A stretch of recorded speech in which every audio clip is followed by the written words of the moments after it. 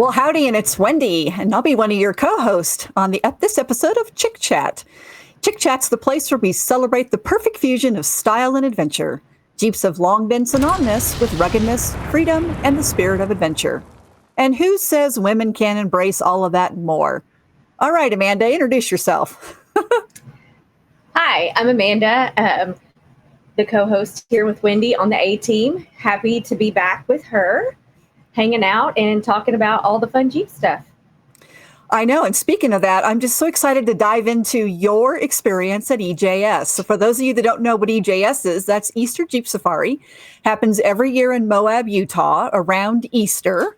And it's quite the event, especially if you're a Jeep enthusiast. So Amanda, I know this was your first time of going, right? Yes, not my first time in Moab, but first time for EJS. Okay, so did you drive or fly there? Drove and hauled 2 Jeeps. 16 hours, I think, is the drive. I was going to ask you how long it took you to get there. So you're coming from where, going to Moab, Utah? So I'm coming from Greenville, which is just east of Dallas. And so we drove through and stayed. We didn't get to leave until like 1 p.m., 2 p.m. on our first day. So we drove, well, because Micah got off work and drove straight in from Austin to Dallas. Okay. We loaded up the Jeeps on the trailer and we drove to Tucumcari, New Mexico, spent the night, and then drove the rest of the 10 hours the next day. That is a true road warrior right there. I mean, I was going to say, was your first 10 hours just getting out of Texas, but you already alluded to getting there. So, because we all know it's bigger in Texas and takes a week to get through Texas, right? It's an equal amount of time to drive through Texas than as it is to go the rest of the way. Yeah, exactly. Yeah. Now, was this your first time driving? I think I saw you post something about you actually drove that big trailer with 2 Jeeps on it. Yeah, so this was my first time pulling that setup, with there's 32 foot with the 2 Jeeps on it. So, yes. Yeah, it's towed before, but I know. I'm sorry, Wendy, go ahead. Well, it's tough when you're in a different rig or you're not sure about your length. I always talk about this when we're teaching people how to drive Jeeps, is that you need to you understand your length and width of your vehicle. So for those of you listening or wondering, it's like driving a big, huge Greyhound bus in turning corners. You have to drive wide. You have to think about your turning radius. I mean, I've definitely hauled my fair share of trailers and or horse trailers a lot. And it is kind of exciting when you think about what you can do. But anyway, I'm glad it was successful for you. And I'm glad you posted it was your first time and sharing that because, everybody has to have a first time, right? Yeah. So it definitely, exactly what you said about the length. I mean, it's an experience because I've towed trailers before. I've towed with trucks, I've towed with my Jeep, but that was, just changing lanes. You don't even think about how long it is until you're doing it. Until you're trying to change a lane, you realize, why is that guy getting out in my blind spot? Get out of my spot, dude. Look at my blinkers. They're on. Oh my gosh. All right. So you guys finally get there. What are just some of the highlights? Well, let's break it down some of our listeners. So when you guys first got there, what did you do first? Like, what was your first day's plan? Okay. So this is something that you need to think about that I just want to bring up because a lot of people might not think about it. When you go to an event like that and you are trailering, a lot of times your Airbnb or your hotel may not have a spot for truck and trailer parking. So the first thing that we did was go to the storage that we had rented beforehand, especially at EJS or Trail Hero or something. Think about that because you need to do it early. We went to the storage beforehand and dropped both Jeeps and truck and trailer. So, that takes a minute. Yeah. So our first day was just like a half day type situation. And so it was just getting set up, getting everything, the truck and trailer dropped and secured for the week, getting to the Airbnb, because of course there was crazy traffic because it's EJS. And it's Moab. Yeah. And right, but even then. Yeah, go ahead. And I was going to say, for those who haven't been to EJS or to Moab, it's kind of one street through the town. It's not like this is a major city that has, I know there's some side streets and ways to get around Moab, but for the most part, it's, 4 lanes, 2-2, right? It's pretty, and it's busy. Mm-hmm. and all the stuff that you need to go to, like the grocery store, the gas station, the restaurants, all that's on that one street that you're talking about. But Yeah. it was even just that driving through town the first day was so cool because you're seeing all the people that you've seen on Instagram and YouTube and all that. You're like, oh man, that's so and so, and that's so and so, you know, and I've seen that Jeep. So that's just it's almost kind of like you're at a parade because you're just watching all the other Jeeps. So that part's really cool. Yeah, because it's pretty much the Jeeps take over, I think, in that town. I've never been myself, so that's why we're letting our listeners know what it was about. But that is pretty cool. So once you got kind of settled, so the next day, is there sort of like a starting point for EJS? Do you go through like a gate and then you get into an event? Tell us a little bit about that. So the way it works is you can do like the guided rides. So that's where like the Red Rock 4x4 club like does the guided trails. And so you sign up for those before the event. So you go onto their website, you know, and you can do that by Googling EJS and or Easter Jeep Safari, and you sign up for the guided rides. So if you're going to do those, then you kind of have an itinerary. On this day, I'm going to run this trail and I have to meet at this place at this time. So if you're doing the guided trails, that's, you know, makes the trip kind of super convenient because you know exactly what to expect and when to expect it. If you're not doing the guided trails and you're just, you know, hitting the trails with your buddies, then you kind of have to take that schedule of the guided trails and know what they're running and where and what trails are going to be shut down for those guided events, and plan around their schedule.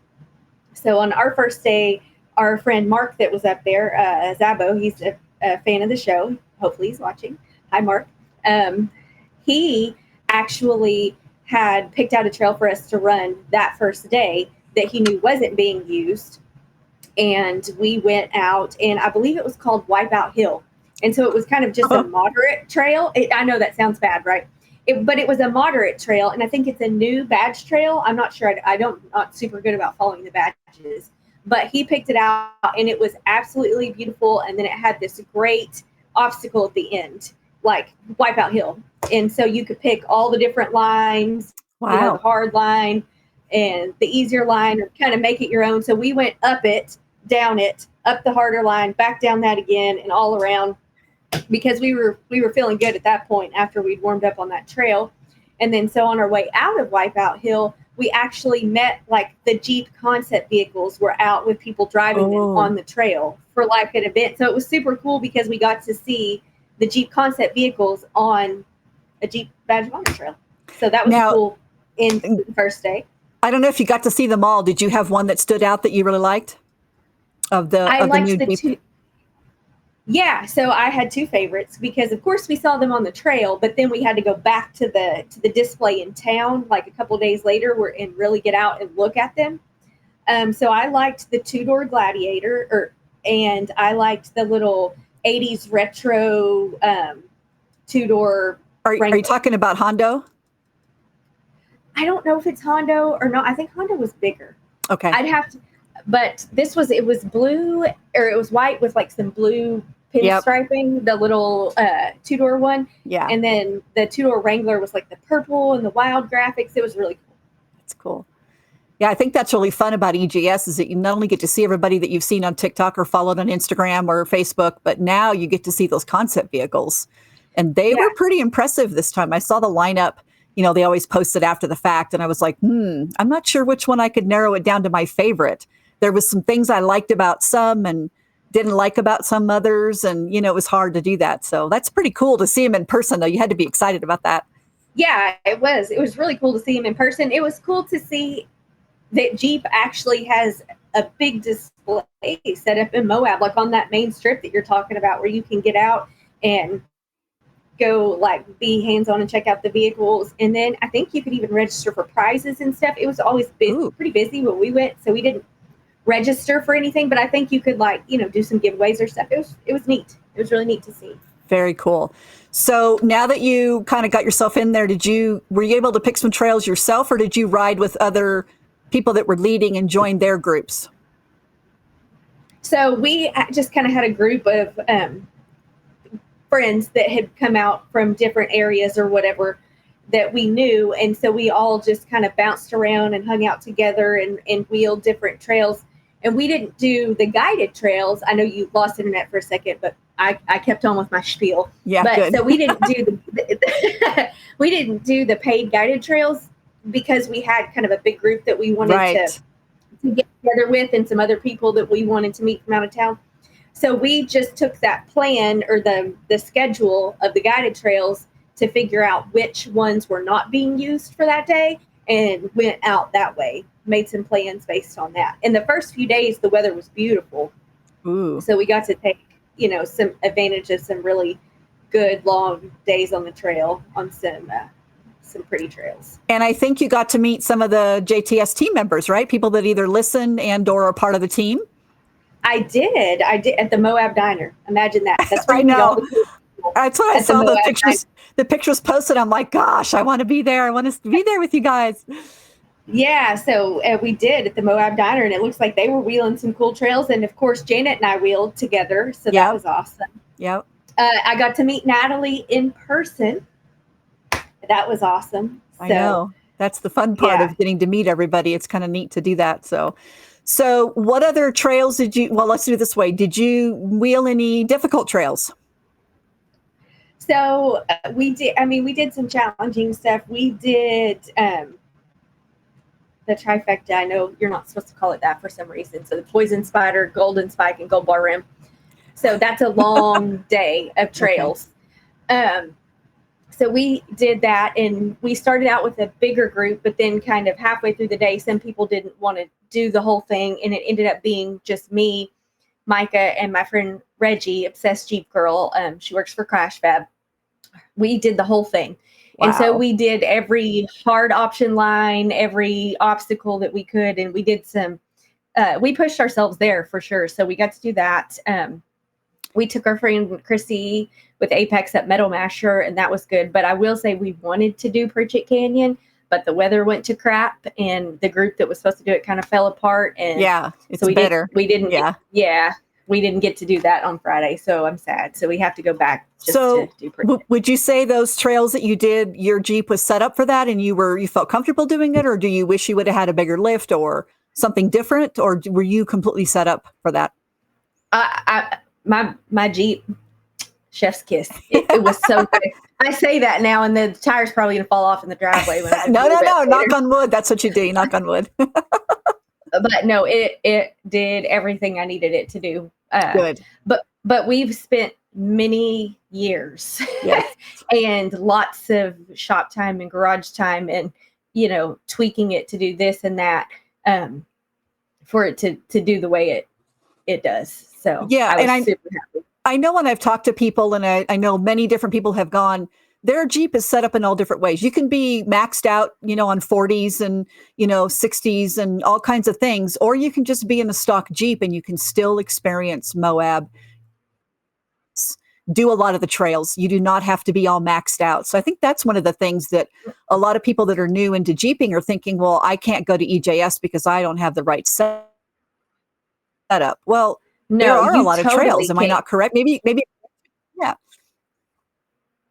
Yeah. So there's a ton. And that's part of the cool thing about if you're new, or you have, you're not super experienced and you want to get out there, an event like EJS, you can pick guided trails based on certain levels. And they tell you, this is what your rig, needs to be. It needs to have 35s. It needs to have a locker. It needs to have whatever. And you can book those rides based on your equipment and have somebody guide you and spot you the whole day. Yeah. So it's kind of like going on a regular trail ride in your own hometown. When you maybe get on Facebook, we've talked about this in the past, you find somebody to ride with, they're going to tell you what the expectations are.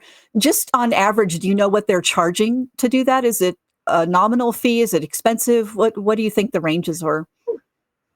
It was maybe $75, but this was when I looked right before at the end for a trail. But it could have been less. It was somewhere between 50 and 75.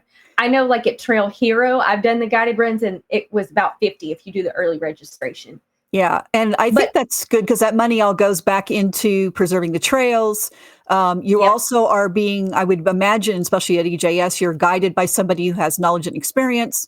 They're going to have all the gear on board if something happens, and they're going to be leading the run based on what level they feel they're running. So an easy trail is an easy trail, medium, and a more difficult.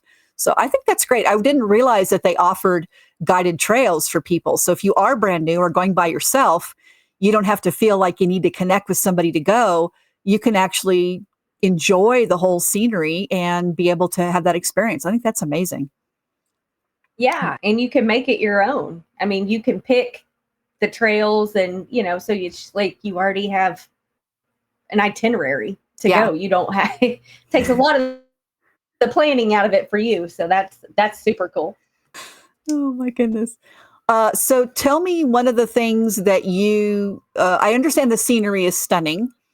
Was there a trail in particular that you were on that you would recommend anybody going for the first time or second time or third time has to see this because the scenery was just stunning? Oh my gosh, all of them. No, I'm just kidding. I had a Um, feeling you were going to say that. Like, she's not going to be able to pick one. There's no way. But I mean, honestly, maybe there's a trail for the newbie who's brand new, maybe a basic stock Jeep, and then maybe that more advanced trail. Do you have, and can you narrow it down? so I so I think somebody for a more stock Jeep, just to kind of get like the Moab slick rock stuff. I think Fins and Things is a cool one because it's really Good. close in town. And you kind of get that like slick rock going over, the fins and things, um, which is a lot of fun. And Hell's Revenge, which is more challenging, is in the same area. So maybe if you want a little bit more of a challenge, that's a cool one. And you don't have to drive very far out of town. Um, I love Poison Spider, Gold Spike, and Gold Bar Rim. They're some of my favorites. Metal Masher for a view is super cool. Moab Rim for the view is super cool. Top of the World for the view is super cool because you have the lookout over town and you get to see it. So That would be cool. Fun places to have lunch with a beautiful space. So there's, Yeah. I mean, you none of the trails are not pretty. You know what I mean? Like, You're they're right. just No, beautiful it's places. gorgeous. The whole area is beautiful if you've ever been. So tell me now about sort of I don't know if it's called a village.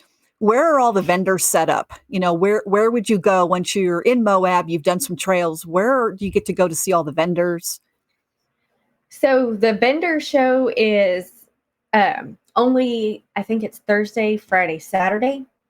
And so that's set up at I think it's the old Spanish arena. So it's like a little, civic center arena area. And they have all of the vendors set up there. But throughout the week, they do have events at different places in town, like different restaurants. They had one at the Ford dealership of all places that are like after parties or whatever that are sponsored by different vendors like Revolution Gear and Axle or Moto Built or something. They had different parties and things like that you could see.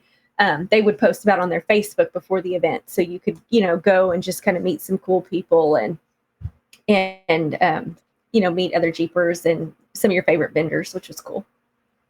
So it sounds like, it sounds like you can, it's an all day thing and an all night thing. Like, not just go wheel for 3, go sit in your hotel and then think about things. You actually have a whole day's event to do something, correct? I mean, you've got your run all day long and then you can go to the vendors and then you can go do something in the evening. Yeah, absolutely. And Moab is such a pretty town, and it's a touristy town with lots of good restaurants and shops, and it's all, on the little downtown square where you can park and walk and just enjoy the outdoors and the beautiful weather, if it is beautiful weather. So it's a really cool environment. Definitely, something to keep you busy. Mm-hmm. And you said weather. So what did it go from? Beautiful day, like 60, 70 degrees, and then it went to what? Did you get snow or rain? Yes, but yes, all both. So at the end of the week, Thursday, we were on the Pickle Trail, which was my favorite trail that we did this trip. So we were on the Pickle Trail with a group of friends, and like the cold front started coming in, and the pickle is like in a little canyon, and there's lots of sand down there, and the wind was just whipping through, and it was cold, and the sand was blowing in our face when we were trying to go up the obstacles. So it started with like the mist and the cold wind and all of that, and then Friday it rained a ton Thursday night and was cold, and then Friday when we were on the trail, it was like sleet, snowing. It looks like Dippin' Dots falling from the sky. Wow. Yeah. Well, it's fun 'cause it's this time of the year. But it was beautiful. Snow. Yeah.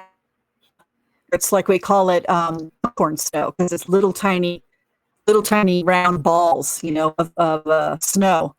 So interesting. What was your favorite place to eat? My favorite place to eat? Oh gosh, what was the name of that place? Zach's, I think it is. It was right there on the main strip, and Motorbilt actually did a event there. But if you go there, get the truffle fries. You're welcome. They're phenomenal. That would be dangerous. Be there every single day getting truffle fries. So, oh my God. All right. So we went like 3 times. Yeah, I would think so. I'd be back every day, I think, truffle fries. Tell me your favorite memory or something that stands out that you will always cherish with you. What was the favorite thing that happened or you saw or you did?